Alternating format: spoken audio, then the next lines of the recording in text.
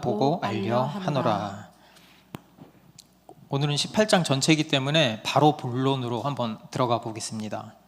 크게 세 가지 에피소드가 있는데요. 첫 번째 에피소드입니다. 첫 번째 에피소드는 아브라함의 태도, 손님 접대, 환대에 관한 내용입니다. 넘겨주세요.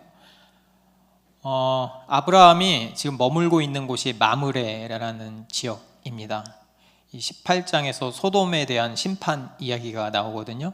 심판 이야기는 여기 소돔 위치 잘 아시죠? 다음에 한 번 더 보여드릴게요. 거기 살고 있다 생각하면 됩니다. 넘겨주세요. 또 한번. 사진을 많이 찾아봤는데 아마 이게 가장 비슷한 것 같아요. 아브라함이 머물고 있던 장막이 요게 제일 비슷하지 않을까 해서 가져왔습니다. 사전 이해를 돕기 위해서. 상수리 나무가 저렇게 생기지는 않았어요. 근데 저거보다 더 크더라고요. 그래서 그렇게 이해를 하시면 될 것 같습니다. 아브라함 집안의 모든 남자들이 지난번에 할례를 받았죠. 그리고 얼마쯤 지난 어느 날이었습니다. 그날따라 햇볕이 무척 뜨거웠고요. 아브라함은 장막 문 앞에 앉아서 휴식을 취하고 있었어요. 그런데 멀리서 누군가가 다가오는 게 보였어요. 넘겨주세요. 이걸 다 읽을 건 아니고 여기 빨간색을 이렇게 중심으로 한번 봐보세요. 아브라함이 눈을 크게 뜨고 보니까 3명의 나그네가 이쪽으로 오고 있는 거예요. 그래서 아브라함이 후다다닥 자리에서 일어납니다. 중근동 그 지역에서는 예로부터 찾아오는 손님을 극진하게 대접하는 관습이 있습니다. 아브라함은 지체 없이 달려나가서 그들을 맞이합니다. 얼굴을 땅에 대고 엎드려서 절하죠. 이렇게 이야기합니다. 어르신, 괜찮으면 종의 집을 그냥 지나치지 마십시오. 날이 무척 덥습니다.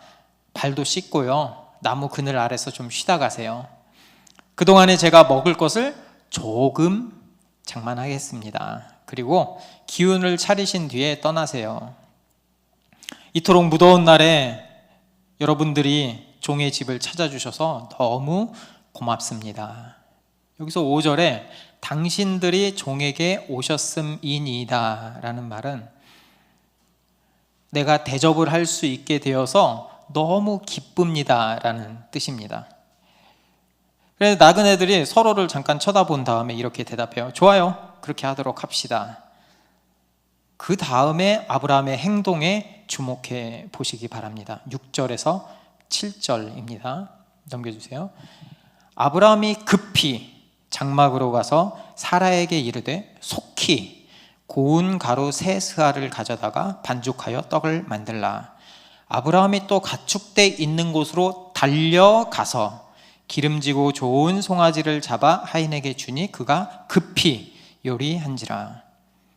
아브라함은 거의 동시에 장막에 들어가고 짐승떼를 향해서 달려가고 있었습니다. 단지 3명의 나그네를 위해서 왕족에게나 대접할 만한 송아지를 잡습니다.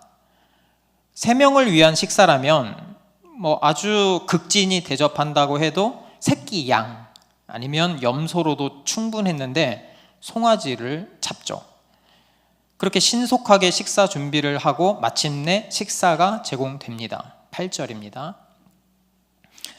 아브라함이 엉긴 젖과 우유와 하인이 요리한 송아지를 가져다가 그들 앞에 차려놓고 나무 아래에 모셔 섬에 그들이 먹으니라.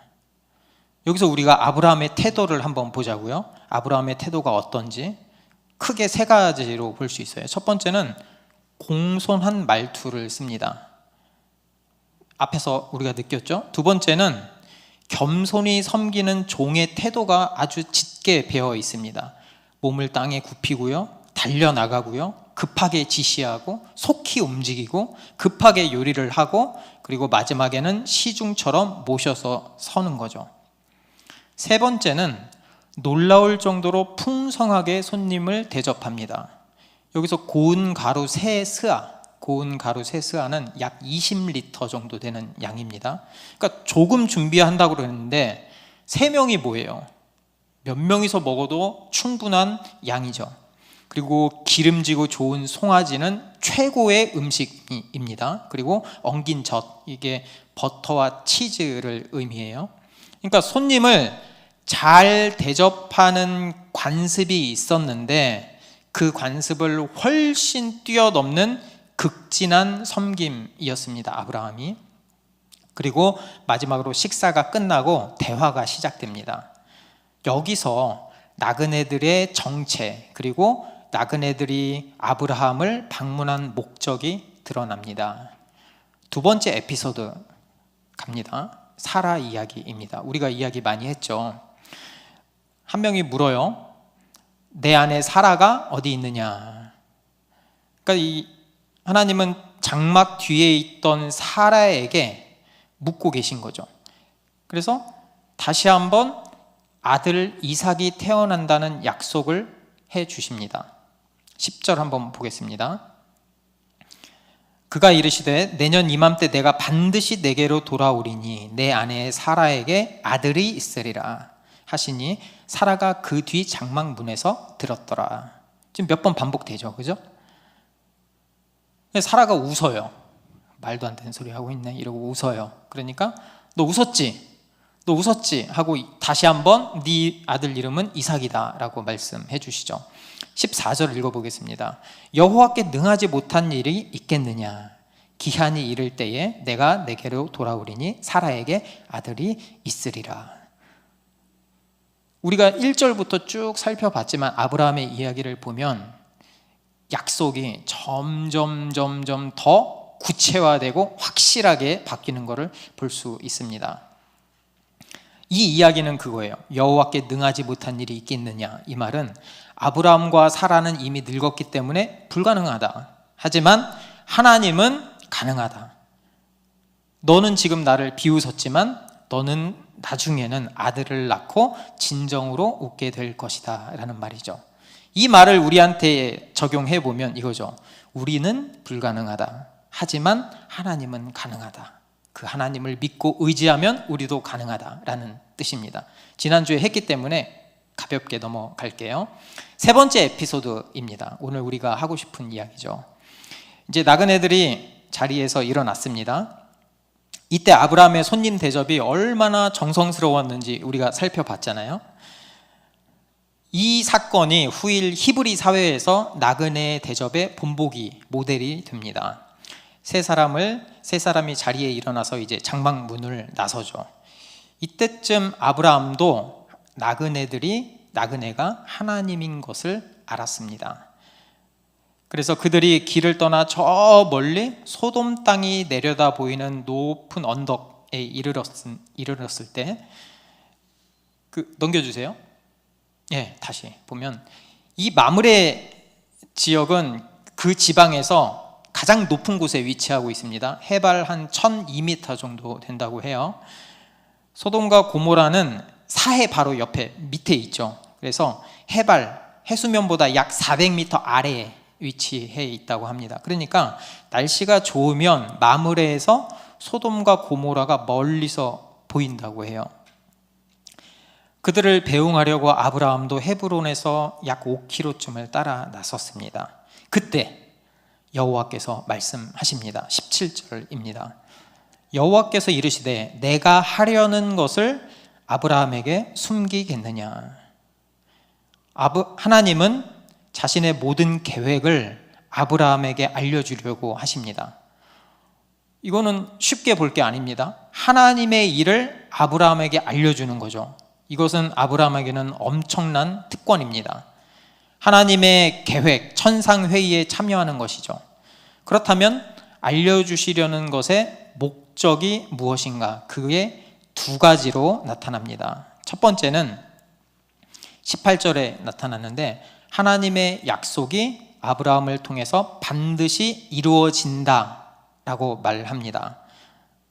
18절 아브라함은 강대한 나라가 되고 천하 만민은 그로 말미암아 복을 받게 될 것이 아니냐.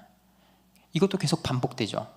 이 복은 12장에서부터 하나님이 약속한 언약입니다.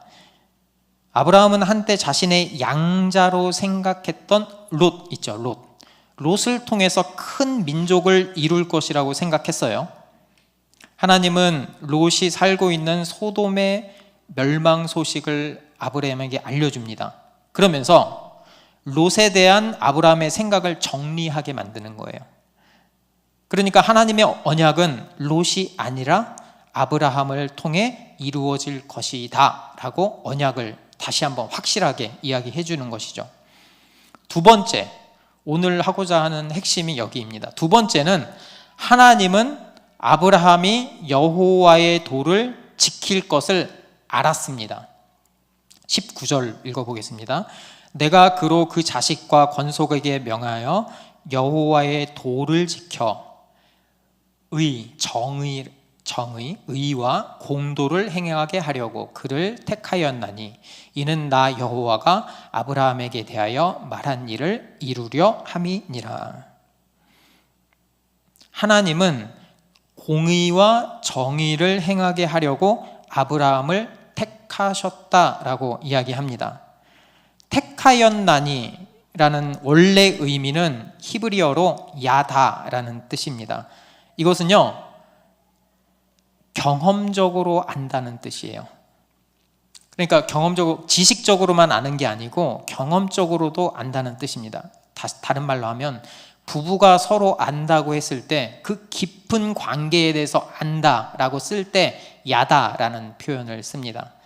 그럼 하나님이 무엇을 아신다는 거죠? 여기 본문을 보면 아브라함이 가족들에게 여호와의 도, 길이거든요. 여호와의 도를 지켜서 정의와 공의를 행하라고 가르칠 것을 하나님이 알았다는 뜻이에요. 아브라함이 하나님의 말씀을 믿고 그 말씀대로 순종하면서 여호와의 길을 걸어갈 것을 알았다. 그게 택했다라는 말입니다. 그러니까 믿는 사람은 하나님의 백성이죠. 하나님의 백성은 하나님 나라의 법, 그게 율법이거든요. 하나님의 법을 지키면서 살아가죠. 어떤 방식으로? 정의와 공의를 행하면서. 어렵죠. 딱딱하고. 이제 세상에서는 정의가 뭔지 제가 한번 찾아봤어요. 마이클 샌델의 정의란 무엇인가 읽어보신 분? 안 읽어봤어? 그럼 더 어려운데? 정의란 무엇인가? 마이클 샌델 교수가 미국의 정치 철학가면서 하버드 대학교 최연소 교수가 되었다고 해요. 그래서 실제로 그 하버드 대학교에서 강의한 수업을 바탕으로 이 책이 출간됐다고 해요. 한국에서도 굉장히 유명한 책이었습니다. 이 책을 옆에 보시면 영어로 이렇게 적혀 있어요. Justice, What's the right thing to do? 그러니까 이 제목은 정의란 무엇인가? 이 말은 정의는 옳은 일을 행하는 것이다 라고 말합니다. 그러니까 우리는 무엇이 옳은지를 판단해야 합니다. 그러니까 지금 얼마나 많은 세월 동안 우리가 정의에 대해서 이야기를 하고 있어요. 그러니까 정의라는 것을 정의하는 것은 쉽지 않다라는 걸 알 수 있죠. 이 샌델 교수는 크게 세 가지 관점을 이야기합니다. 첫 번째는 공리주의, 두 번째는 자유지상주의, 세 번째는 공동체주의입니다. 여기서 단골적으로 나오는 질문이 있습니다. 넘겨주세요. 이제 손을 한번 들어보겠습니다. 당신은 브레이크가 고장난 전차의 기관사입니다. 자기가. 그런데 한쪽 길에는, 여기 그림이 좀 잘 안 나왔는데, 한쪽에는 원래 가는 길에는 5명의 인부가 일을 하고 있어요.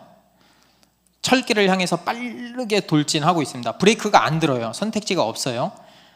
그런데 가다 보니까 다른 한쪽에 평소에는 쓰지 않던 길이 갑자기 나타나는 거예요. 거기에는 한 명이 있습니다. 여러분이 기관사라면 어디로 가겠습니까? 손 한번 들어볼까요? 5명 있는 데로 간다. 원래대로 5명 있는 데로 가겠다. 둘 중에 하나는 꼭 들어주세요. 5명 있는 데로 가겠다. 없어요? 1명 있는 데로 가겠다. 한 명 있는 대로 가겠다. 한 명. 선택을 안 하면은 5명 있는 대로 가는 거예요. 여기 선택을 안 하는 거니까. 대다수의 사람들이 이 질문에 5명을 살리기 위해서 한 명 있는 쪽으로 방향을 바꾸겠다라고 대답했습니다. 이게 바로 공리주의입니다. 최대 다수의 최대 행복, 이게 공리주의죠. 그러니까 공리주의자들은 최대 다수의 최대 행복을 가져오는 행위, 또 그런 결정이 옳다라고 주장하죠. 다른 말로 다수의 이익을 위해서는 소수의 희생이 불가피하다, 어쩔 수 없다라는 거죠. 그렇다면 우리는 여기서 반박할 수도 있죠. 질문할 수 있죠. 이렇게 질문할 수 있어요. 그러면 다수가 행복을 느낄 수 있는 사회가 정말 정의로운 사회라고 말할 수 있을까? 있어요? 한 명을 죽이는 사회, 5명을 위해서? 그럼 소수는 어떻게 되는 거죠? 소수는 그냥 비참하게 살아도 된다는 건가요? 두 번째는 이런 질문이에요. 철학이라서 좀 어려워요. 그래서 안 하려고 그랬는데 행복의 가치를 무엇으로 측정하지? 사람마다 행복의 기준이 다르잖아요. 그거를 정량화할 수 있나? 아까 전처럼 사람의 목숨 5명이 더 중요하고 1명은 덜 중요하다고 사람의 목숨의 값을 매길 수 있나? 그러면 질문을 한번 바꿔볼까요? 만약에 그 1명이 여러분이 사랑하는 아버지였다면, 아내였다면, 자녀였다면 여러분은 1명 있는 쪽으로, 그래도 1명 있는 쪽으로 틀겠습니까? 5명은 모르는 사람이고 1명은 내가 정말 사랑하는 그 누군가라면 틀겠습니까? 이 딜레마가 생기죠. 손들라고는 안 하겠습니다. 그러니까 공리주의의 가장 큰 약점은 개인의 권리를 존중하지 않는다라는 거죠. 그거를 샌델 교수가 비판합니다. 그거에 대한 비판으로 또 나온 게 자유지상주의입니다. 여러분 잘 알 거예요. 자유지상주의는 인간의 자유를 최대한 보장해야 한다라고 주장하죠. 그러니까 국가가 개인의 자유에 그렇게 개입하면 안 돼라는 말입니다. 부자는 세금을 더 냅니다. 알고 계세요? 부자는 세금을 더 낸대요. 네, 저도 들어서 알고 있어요. 근데 부자들이 세금을 왜 나는 더 내야 되지? 이거 부당하다라고 하는 거죠. 그들은 모병제를 찬성합니다. 왜냐하면 자기 의지로 가야지 왜 징병제를 해서 나는 가기 싫은데 가야 되냐. 그게 더 합리적이죠. 그런데 여기에도 모순이 있습니다. 정말 경제적인 수준이 불평등한 사회죠, 우리나라가. 가난하기 때문에 어쩔 수 없이 그 직업을 선택할 수도 있어요. 안정적인 삶을 위해서. 또 다른 좀 더 안 좋은 문제로 가볼까요? 자발적으로 경제적인 문제 때문에 대리모가 될 수도 있습니다. 미국이나 이런 인도 이런 데서도 많아요. 장기 매매.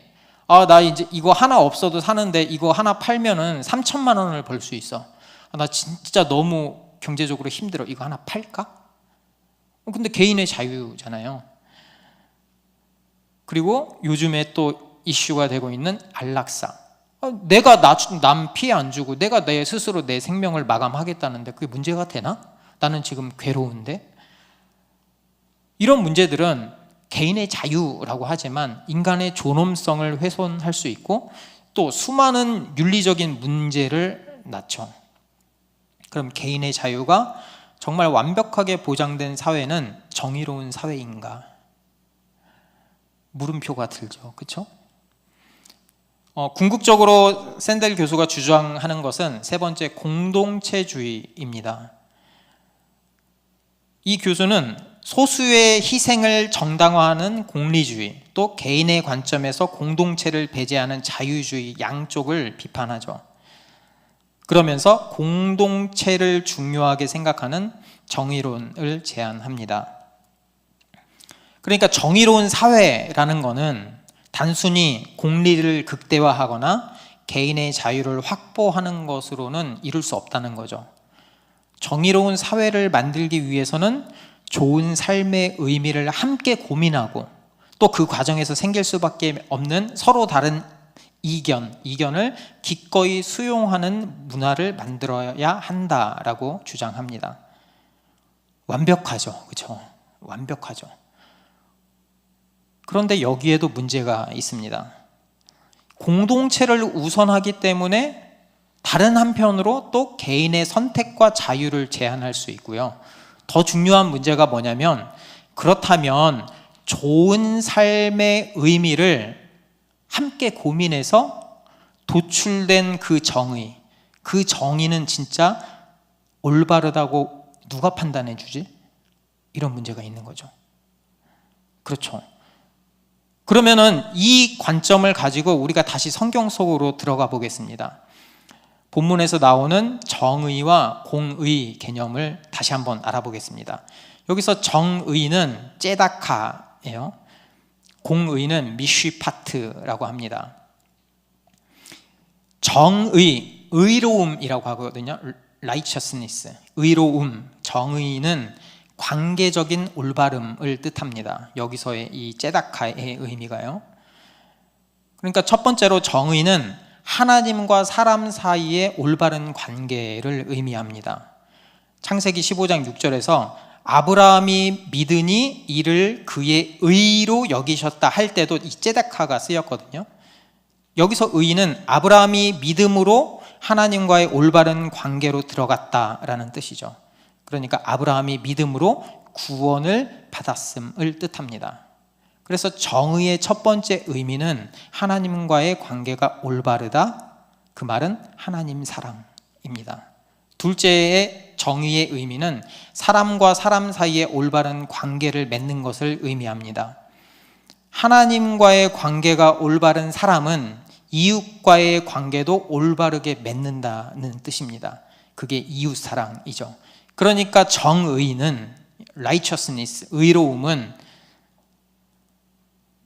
바로 하나님 사랑, 이웃 사랑을 의미하고요. 성경이 말하는 정의는 올바른 관계들에 관한 것이기 때문에 필연적으로 사회적입니다. 개인적이지 않고 사회적입니다. 우리는 믿는 사람들을 보면 종종 의로움, 정의라는 말을 할 때 개인적인 윤리 차원에서 생각하는 경향이 많아요. 성적으로 순결을 지키거나 자기가 열심히 기도하거나 하나님의 말씀을 공부하는 거, 이런 이야기를 많이 하죠. 정의를 이야기할 때. 때로는 사람들의 관계가 피곤하기 때문에 관계를 맺지 않고 혼자 신앙생활 하는 사람들도 많이 있습니다. 그게 아니죠, 정의는. 성경이 말하는 정의는 하루하루 가족과 사회적인 그 관계들이 있잖아요. 그것을 공정하게 하고 공평하게 하면서 이끌어가는 일상적인 생활을 의미합니다. 여기서 공의는 정의보다 조금 더 사회적인 의미를 가지고 있습니다. 이 미쉬파트는 기본적으로 인간을 공평하게 대한다라는 뜻이에요. 그러니까 인종이나 사회적인 지위와 상관없이 옳고 그름에 따라서 유죄인지 무죄인지를 가려야 된다는 거죠.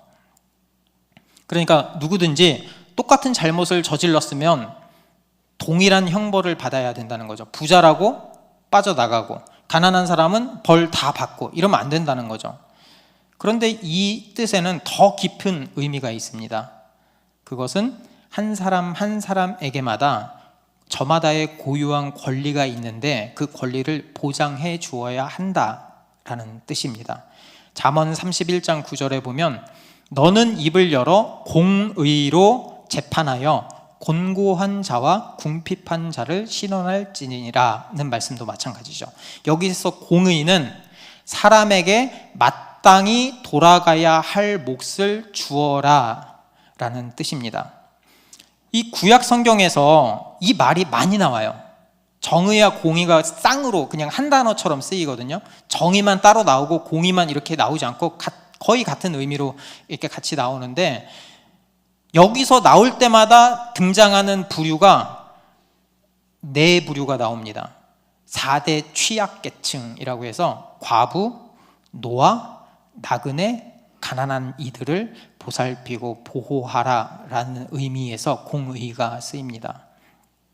현대사회에서는 노동자, 노숙인, 편부모, 노년층, 아이들, 경제적으로 취약한 계층들이 여기에 포함되는 거죠. 그러니까 성경 말씀에 따르면 이런 집단을 어떻게 대우하는지가 한 사회가 정의롭냐, 정의롭지 않느냐에 대한 판단 기준이 된다는 거예요. 그러면 그 가난한 사람들, 소외계층을 어떻게 도울 수 있느냐? 첫 번째는 물질적으로, 금전적으로 후원하는 방법이 있겠죠. 그런데 정의는 여기서 그치는 것이 아닙니다. 두 번째는 그들이 가난에서 벗어날 수 있도록 여러 차원에서 고민과 도움이 있어야 하는 거죠. 어떤 사람한테는 돈 얼마를 지원한다고 그들의 삶에 크게 달라지지 않을 수 있거든요. 그러니까 그들에게 직업을 가질 수 있도록 돕는 것도 좋은 방법이겠죠. 그런데 그들의 가난을 보면 사회 구조적인 문제가 같이 엮여 있을 경우가 굉장히 많이 있습니다. 내가 가난하고 싶어서 가난하게 태어났나요? 아니잖아요. 그렇죠? 나는 일을 하면서 돈을 벌면서 공부해야 되는데 어떤 아이는 부유한 집안에 태어나서 자기 하고 싶은 거 다 하고, 그러니까 출발선부터가 다르잖아요. 그러니까 그런 문제가 발견되면 정의와 공의를 행하는 사람들은 그런 문제를 해결하기 위해서 노력해야 합니다. 그렇다면 왜 이렇게까지 해야 할까? 왜냐하면 믿는 사람들에게 정의를 행하는 것이 필수적이기 때문입니다. 우리는요, 죄로 하나님으로부터 떨어진 존재죠. 결핍 덩어리였고 절망 덩어리였죠. 그러니까 자기 스스로는 진정한 행복을 찾을 수 없는 존재였죠. 그런 우리에게 예수님은 자신의 모든 것을 희생하고, 그리고 그 대가로 우리는 풍성한 하나님의 나라의 백성으로 살게 되었죠. 그러니까 그런 은혜를 경험적으로 아는 사람, 하나님이 택하였다는 의미는 반대로 나도 하나님의 그 은혜를 경험적으로 안다는 뜻이에요. 아는 사람들이 바로 우리죠. 하나님도 알고 믿음으로 구원받은 우리도 알죠. 그러니까 행동이 바뀔 수밖에 없는 거예요. 성경에서 이런 이야기 하잖아요. 내가 1만 달란트 빚을 탕감받았는데 옆에 사람이 100데나리온 빚졌으면 이거 탕감해 주는 게 당연한 도리 아닌가? 이렇게 이야기하잖아요. 잘 따라오고 계시죠? 네. 제가 어렸을 때 가정 형편이 넉넉하지 않았어요. 그런데 주변 사람들이 도움을 많이 주셔서 제가 대학교에 입학할 수 있었습니다.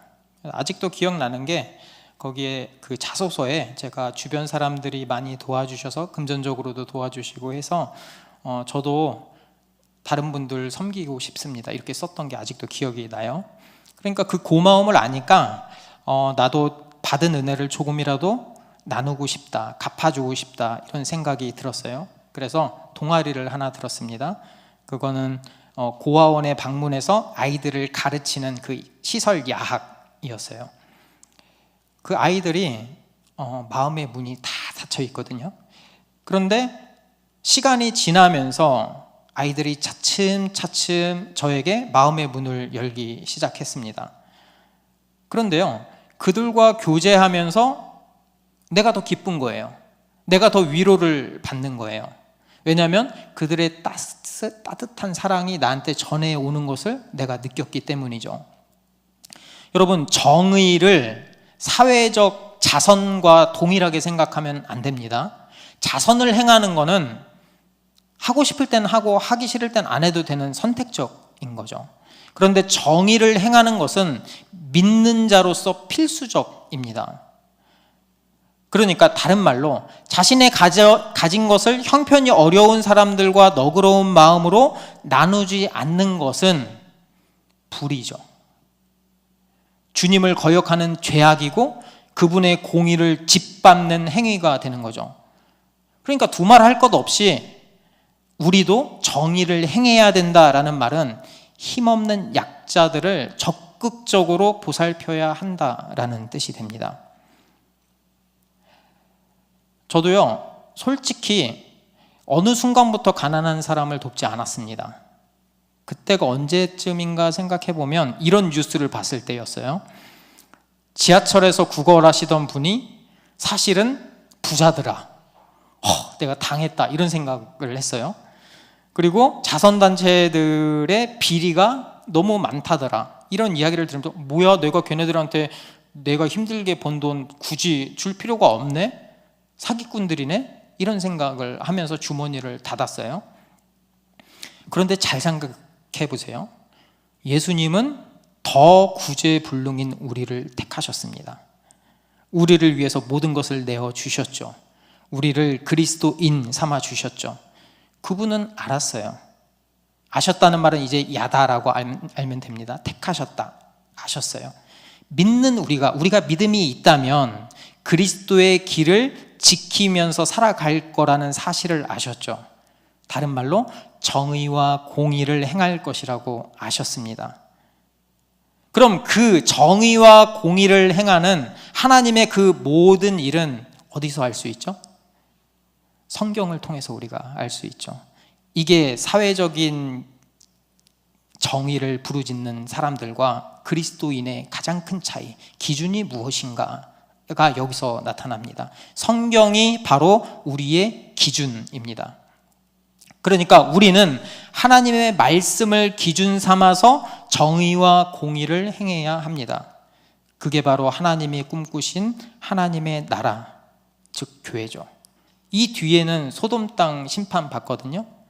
소돔 땅에는 그 기준이 하나님의 말씀이 아니었어요. 그렇기 때문에 소돔 땅은 심판을 받는 거죠. 그러니까 이 소돔 땅의 심판은 하나님이 아브라함에게 그리고 우리에게 질문하는 거죠. 정의는 무엇인가? 너는 정의를 무엇이라고 생각하니? 라고 우리에게 질문하는 것입니다. 저와 여러분 모두 예수 그리스도가 목숨값으로 새 생명을 얻게 된 아주 귀중한 존재죠. 저도 귀하고요. 그렇죠? 그래서 개인이 귀한 거거든요. 내가 귀하면 옆에 지체도 귀하죠. 옆에 지체도 귀하면 주변에 어렵고 힘든 그들도 귀한 거죠. 당연히 예수님의 마음으로 적극적으로 그들을 보살펴야죠. 솔직히 말해서 우리가 예수님을 안 만났으면 서로 볼 일 없는 사람들이 대부분이에요. 네. 한 친구는 고등학교 때 서로 모르고 만났을 것 같아요. 그러니까 예수님 만나서 서로 선물이 되는 거죠. 아브라함처럼. 이제 우리도 누군가의 선물이 되는 사람이 되길 바랍니다. 아브라함이 나그네를 환대한 것처럼 우리 교회 한 명 한 명, 예수 그리스도를 믿는 한 명 한 명이 교회잖아요. 이 교회 공동체에서 또 이 지역에서 우리가 모두 선물 같은 존재가 되길 바랍니다.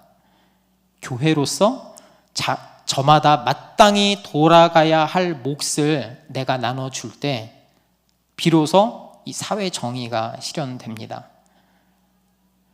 공의를 행하는 것은 잘못을 바로잡는 일뿐 아니고 특히 사람들, 가난하고 연약한 이들을 포용하고 사회적 관심을 갖는 일도 포함됩니다. 필수적으로 포함됩니다. 그렇게 살다 보면 저절로 하나님의 성품이 드러나게 돼 있어요. 왜? 하나님의 은혜를 가지고 행하기 때문이죠. 그게 바로 복음을 전하는 삶입니다. 그게 바로 복음적인 삶, 복음이고요. 하나님이 원하고 기대하고 우리가 또 알고 그렇게 행해야 되는 일이 바로 복음을 전하는 삶, 그리스도인 정의와 공의입니다. 그 말씀을 우리가 기억하면서 같이 찬양했으면 좋겠습니다.